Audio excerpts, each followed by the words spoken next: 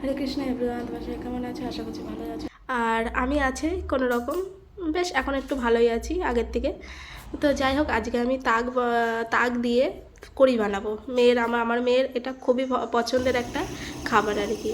ডাল খেতে চায় না, কিন্তু এই কড়িটা আমার মেয়ে খুব ভালো খায়। তো এর জন্য চলো আমি ভাবলাম তোমাদের সাথেও আজকে শেয়ার করা যাক আমি কীভাবে কড়িটা বানাই। আগে আমি 2 চামচ মতো বেসন দিয়ে আর সামান্য একটু হলুদ দিয়ে আমি তাকটাকে আমি পুরো মিশিয়ে নেব। আর এখন তেলের মধ্যে দিয়ে দিচ্ছি একটু সর্ষে। আর কারো কাছে কেউ কী বলে ওটাকে, দারচিনি প্লাস মেথি এগুলো দেয়। আমার কাছে এগুলো অ্যাভেলেবেল নেই, এগুলো দিলাম না। আমি সর্ষে দিয়েছি ফোড়নে, শুকনো লঙ্কা, আদা আর কাঁচা লঙ্কা, আর লাস্টে দিয়ে দিয়েছি কড়ি পাতা। কড়ি পাতাটা না দিলেই এই কড়িটা হয়ই না আর কি। যাই হোক, তো ভালো করে একটু সামান্য ভেজে নেওয়ার পরে আমি সামান্য হলুদ দিয়ে দিচ্ছি, কেননা হলুদ আমি আগেও দিয়েছি, তার জন্য আমি সামান্য পরিমাণে হলুদ দিয়ে দিচ্ছি। তো হলুদটা দেওয়ার পর সামান্য একটুখানি নাড়াচাড়া করে আমি কিন্তু কড়িটা আমি দিয়ে দেবো।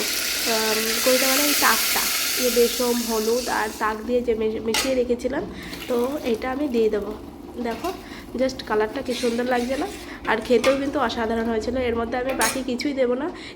কারোর কাছে যদি গুড় থাকে সে গুড় দিতে পারে চিনির বদলে, কিন্তু আমার কাছে চিনি ছিল, আমি চিনিটাই দিয়েছি। আর খেতে কিন্তু অসাধারণ হয়েছিল। বলবো খুব সহজ একটা রান্না এটা। তোমরাও বাড়িতে প্লিজ মানে কি বলবো, যদি ভালো লাগে তাহলে বানিও দেখো।